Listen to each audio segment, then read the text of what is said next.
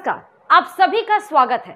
खबर प्याली पर खबरों का सिलसिला जारी रहता है। वो घटनाएं, वो मुद्दे उठते रहते हैं जो आपसे जुड़े हैं। लेकिन आज खबर प्याली एक स्पेशल शो कुछ खास लेकर आया है, जहां हम आपको ऐसी शख्सियतों की पूरी कहानी बताएंगे जो नायक है, समाज के मजबूत किरदार हैं, जो हैं तो हमारे आपके जैसे, पर जिन्होंने अपने काम से फलक पर अमिट रेखा खींच दी है, जिनकी जिंदगी देखकर बस यही लगता है कि वाकिफ कहाँ जमाना हमारी उड़ान से, वो और थे जो हार गए आसमान से। और इसी जज्बे की सफर की शुरुआत हम करने जा रहे हैं। पहाड़ में जन्मे, पहाड़ सी परेशानियों का सामना करके चट्टान सा व्यक्तित्व बन जाने वाले यूपी के मुख्यमंत्री योगी आदित्यनाथ। योगी आदित्यनाथ जो महंत भी हैं, मुख्यमंत्री भी हैं, अपनों के लिए कोमल है तो बुराइयों के लिए कठोर भी, जिन्होंने संताप भी देखे और सफलता का शिखर भी। सत्ता मिली तो अपने फैसलों से उन्होंने अपराधियों को खौफ में डाल दिया, महिलाओं से छेड़खानी करने वालों को दिन में तारे दिखा दिए, अयोध्या को त्रेता की याद दिला दी, कोरोना में गरीबों के मसीहा बन गए तो चुनाव में हिंदुत्व का पोस्टर बॉय।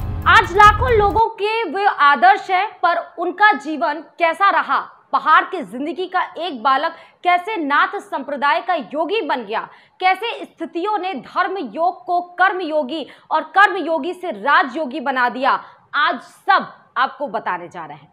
नियति जिसे चुनती है उसे वहां ला ही देती है। कुछ ऐसा ही हुआ उत्तराखंड के पौड़ी गढ़वाल में जन्मे अजय सिंह बिष्ट के साथ। जी हाँ, जो आज योगी आदित्यनाथ हैं, वो तब अजय सिंह बिष्ट हुआ करते थे। योगी आदित्यनाथ का जन्म 5 जून 1972 को उत्तराखंड के पौड़ी जिले के पंचेर गांव में राजपूत परिवार में हुआ। इनके पिता का नाम नंद सिंह बिष्ट था। सीएम योगी 4 भाई और 3 बहनों में दूसरे नंबर पर है। उनके 2 भाई कॉलेज में नौकरी करते हैं, जबकि एक भाई सेना की गढ़वाल रेजिमेंट में सूबेदार है। वैसे उनके राजनीतिक जीवन की शुरुआत छात्र जीवन से ही हो गई थी। गढ़वाल विश्वविद्यालय से गणित विषय से बीएससी की डिग्री हासिल करने तक उनकी गिनती अखिल भारतीय विद्यार्थी परिषद के प्रखर कार्यकर्ताओं के रूप में होने लगी थी। हिंदुत्व की शान और पूर्वांचल का शेर के नाम से मशहूर योगी आदित्यनाथ ने 22 साल की उम्र में सांसारिक जीवन त्याग कर संन्यास ग्रहण कर लिया और गोरखनाथ मंदिर के पूर्व महंत अवैधनाथ के सानिध्य में रहने लगे। और महंत अवैधनाथ की मृत्यु के बाद गोरखनाथ मंदिर के गोरक्षपीठाधीश्वर यानी मुखिया चुने गए। योगी आदित्यनाथ नाथ संप्रदाय से हैं और नाथ संप्रदाय का मानना है कि सन्यासी को देश, धर्म और राजनीति में जरूर हिस्सा लेना चाहिए। एक हाथ में माला और दूसरे हाथ में भाला, योगी के इस कथन से ही उनके मजबूत चरित्र का आभास होता है। खैर, अभी कहानी अजय सिंह बिष्ट से ही बताते हैं। तो बात उन दिनों की है जब तब के अजय सिंह बिष्ट कोट द्वार में पढ़ा करते थे और वहीं की एक घटना ने उनके जीवन में बदलाव ला दिया। कोट द्वार में 1991 के छात्र संघ चुनाव में यदि योगी आदित्यनाथ को हार का सामना नहीं करना पड़ता तो शायद वक्त उन्हें आज योगी की पहचान के साथ इस बुलंदी पर नहीं ले जा पाता। कोट द्वार डिग्री कॉलेज में मिली इस छोटी सी हार ने उनके सामने भविष्य का सुनहरा रास्ता खोल दिया। 1991 के छात्र संघ चुनाव में पराजय के बाद से वे इस कदर आहत हो गए कि उन्होंने महंत अवैधनाथ को पत्र लिखकर गोरखपुर बुलाने का अनुरोध किया। गोरखपुर पहुंचने के बाद उन्होंने पीछे मुड़कर कभी नहीं देखा।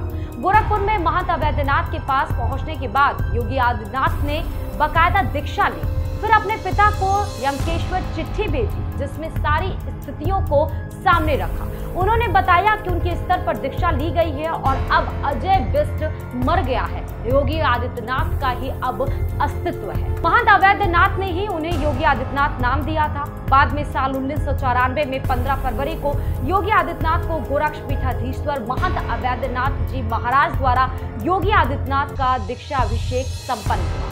योगी आदित्यनाथ हिंदू युवा वाहिनी के संस्थापक भी हैं। 2002 में उन्होंने इसकी स्थापना की थी। हिंदू युवा वाहिनी संगठन हिंदू युवाओं का सामाजिक, सांस्कृतिक और राष्ट्रवादी समूह है। ये संगठन हमेशा किसी न किसी विवाद में उलझा रहा। इस संगठन पर 2005 में मऊ में हुए दंगे का आरोप भी लगा था। यह दंगा भारतीय जनता पार्टी के एक विधायक कृष्णानंद राय की हत्या के आरोपी मुख्तार अंसारी को लेकर हुआ था। योगी आदित्यनाथ के बढ़ते ग्राफ के बीच उनके कई सियासी दुश्मन भी पैदा हो गए।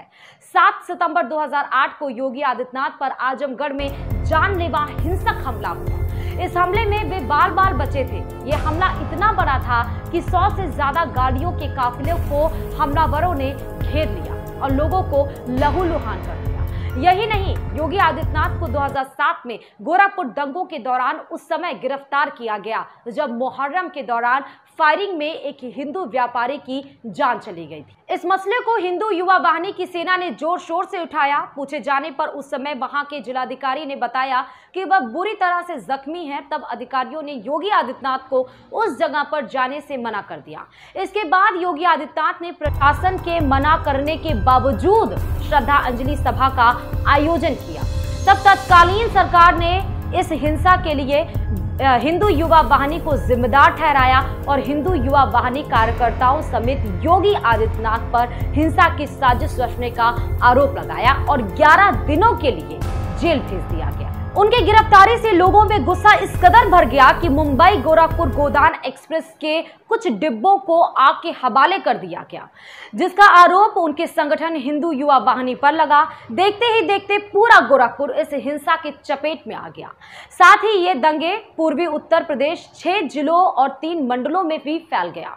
उनकी गिरफ्तारी के बाद लोगों के दबाव के कारण सरकार को मजबूरन वहां के जिलाधिकारी और पुलिस प्रशासन का तबादला करना पड़ा। यूपी का सीएम बनने से पहले योगी आदित्यनाथ 1998 से लगातार गोरखपुर क्षेत्र का प्रतिनिधित्व कर रहे थे। योगी यूपी बीजेपी के बड़े चेहरे माने जाते हैं। योगी आदित्यनाथ 2014 में 5वीं बार लोकसभा सांसद बने। योगी के गुरु अवैधनाथ ने सन 1998 में राजनीति से संन्यास लिया और योगी आदित्यनाथ को अपना उत्तराधिकारी घोषित कर दिया। यहीं से योगी आदित्यनाथ की राजनीतिक पारी शुरू हुई। 1998 में गोरखपुर से 12वीं लोकसभा का चुनाव जीतकर योगी आदित्यनाथ संसद पहुंचे तो वह सबसे कम उम्र के सांसद थे। वो 26 साल की उम्र में पहली बार सांसद बने थे। अपने राजनीतिक जीवन में बयानों को लेकर कई बार विवादों में रहे योगी पर साल 2005 में ईसाइयों का धर्म परिवर्तन कराने का आरोप लगा था। तंत्र में याद रखना, जनता की भूमिका मूक दर्शक की न हो। कश्मीरी पंडितों को व्यापक पलायन के लिए मजबूर होना पड़ा था।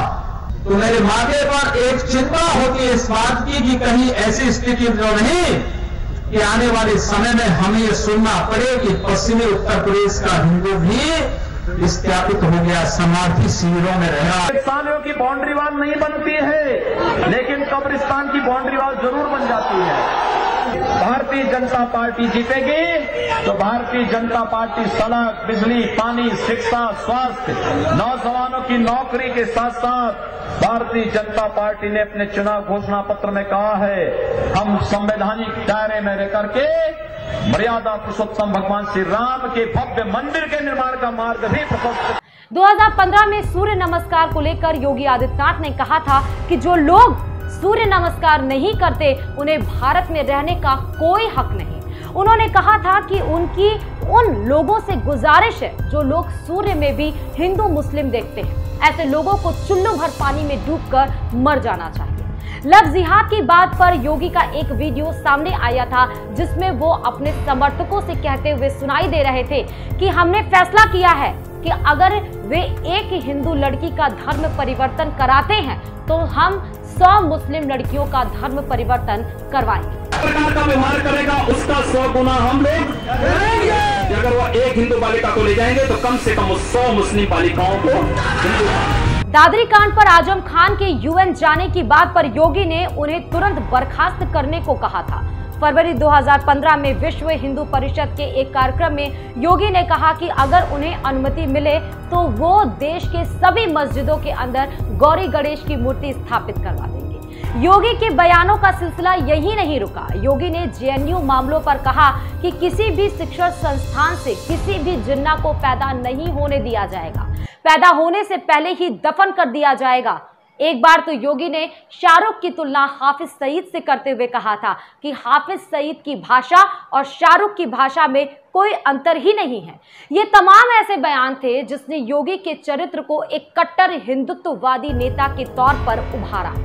योगी पार्टी लाइन से हटकर भी हिंदुत्व के लिए आवाज उठाते रहे, जिसके कारण पार्टी उनसे सधी हुई दूरी भी बनाती रही। लेकिन 2017 में यूपी में महाविजय के बाद योगी के नाम पर मुहर लगी और मठ का योगी राज्य का सीएम बन गया। सीएम योगी आदित्यनाथ को जानवरों से बहुत प्रेम है। गौ सेवा, कुत्ते के साथ खेलना तो आपने सुना ही है, लेकिन योगी अपना भोजन बिल्ली के साथ करते थे। बिल्ली भी योगी आदित्यनाथ का खाने के समय इंतजार करती थी। आज भी योगी आदित्यनाथ जब गोरखपुर में होते हैं तो वह उसी बिल्ली के साथ खाना खाते हैं।